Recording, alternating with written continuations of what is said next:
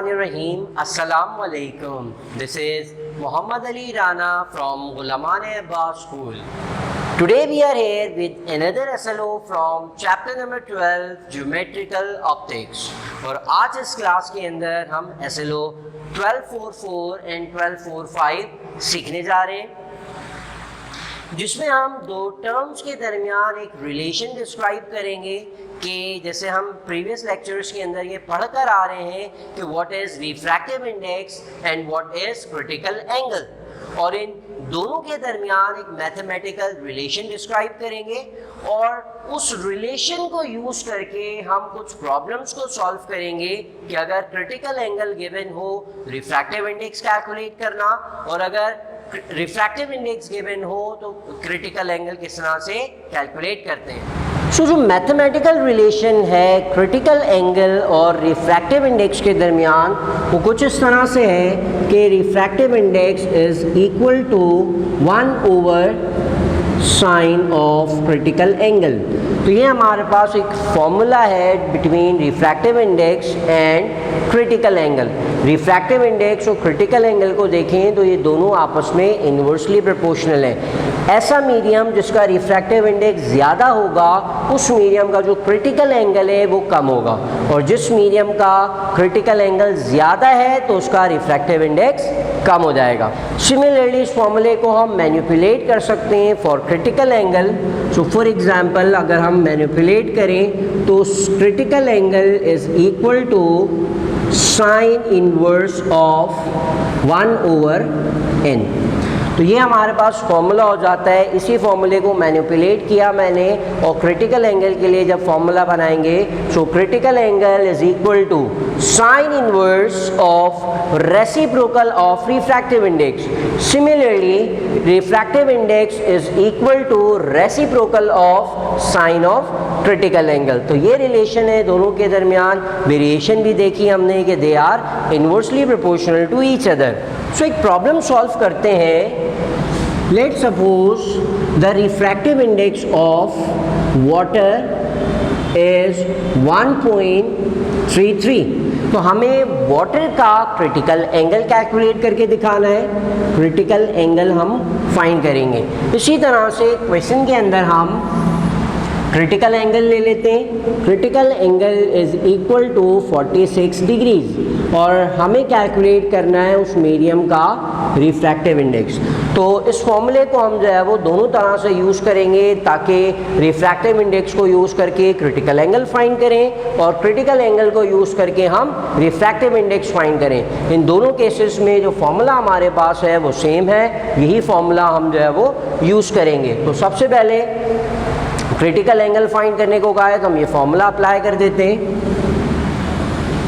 So critical angle is equal to sine inverse of 1/n। तो ये मेरे पास फॉर्मूला आ गया। देन n की वैल्यू सब्स्टिट्यूट कर देता हूँ। Critical angle is equals to sine inverse 1/1.33। तो 1 को जो है वो 1.3 से हम डिवाइड करते हैं। सो जब हम डिवाइड कर देंगे तो हमारे पास आंसर आ जाएगा साइन इनवर्स 0.7788। सो हमने जो है वो 1 को डिवाइड किया 1.33 से, हमारे पास आंसर आ गया 0.7518। देन हमें क्या करना है, क्रिटिकल एंगल फाइंड करने के लिए इस वैल्यू का हम साइन इनवर्स कैलकुलेट कर लेंगे। अगर हमें एग्ज़ाम के पॉइंट ऑफ व्यू से बात करें तो इन्वर्स फंक्शन की वैल्यूज़ और साइन फंक्शन की वैल्यूज़ हमें क्वेश्चन के अंदर ही मेंशन की हुई होंगी। यहाँ हमें मेंशन नहीं की हुई तो हम डायरेक्ट कैलकुलेटर से यूज़ करके जो है उस वैल्यू को यहाँ पुट कर देते हैं।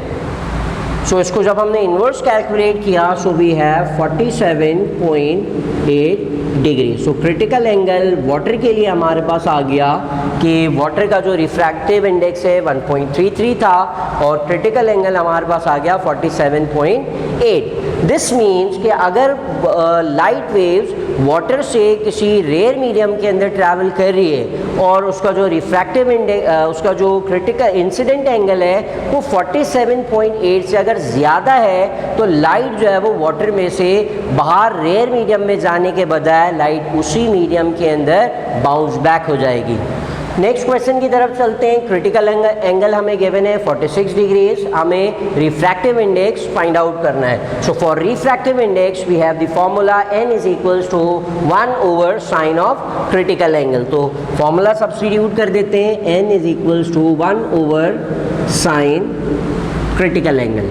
क्रिटिकल एंगल की वैल्यू हमें गिवन है 46 डिग्रीज, तो हम वैल्यू पुट कर देते हैं, n is equals to 1 over sine 46 degree. So again हमारे पास जो है वो सोल्यूशन के अंदर साइन फंक्शन आ रहा है। अगेन मैं रिपीट कर दूं कि इन साइन फंक्शंस की जो वैल्यू है वो हमें गिवन एग्जाम क्वेश्चन के अंदर ऑलरेडी गिवन होती हैं, यहाँ हमें गिवन नहीं है। सो अगेन मैं कैलकुलेटर को यूज़ करके जो है वो n की ये साइन 46 की वैल्यू निकाल लेता हूँ। सो साइन की वैल्यू पुट कर देते हैं 0.7913, तो हमारे पास साइन 46 की वैल्यू आ गई 7913, और n कैलकुलेट करने के लिए हमें 1 को 0.7913 से डिवाइड करना है। तो उसको डिवाइड करके देखते हैं। So finally we have n is equals to 1.26। तो रिफ्रैक्टिव इंडेक्स हमने कैलकुलेट किया by using the critical angle, जिसमें 46 डिग्रीज हमें क्रिटिकल एंगल गिवन था, और हमने उसको यूज़ करके जो है वो रिफ्रैक्टिव इंडेक्स फाइंड किया। दैट इज़ उस मीडियम का जो रिफ्रैक्टिव इंडेक्स आ रहा है वो 1.26 आ रहा है। तो ये था हमारा आज का वीडियो लेक्चर, जिसमें हमने दो टर्म्स के दरमियान रिलेशन सीखा। हमने देखा कि क्रिटिकल एंगल और रिफ्रैक्टिव इंडेक्स के दरमियान क्या रिलेशन है, मैथमेटिकली उसको डिस्क्राइब किया। साथ साथ हमने जो है वो रिफ्रैक्टिव इंडेक्स को यूज़ करके हमने क्रिटिकल एंगल फाइंड किया, देन क्रिटिकल एंगल को यूज़ करके हमने रिफ्रैक्टिव इंडेक्स फाइंड किया। So that was it for today's class. इंशाल्लाह I will see you in the next video lecture with some other interesting topics from the chapter Geometrical Optics. Till then, this is Muhammad Ali Rana taking off from this class. Allah Hafiz.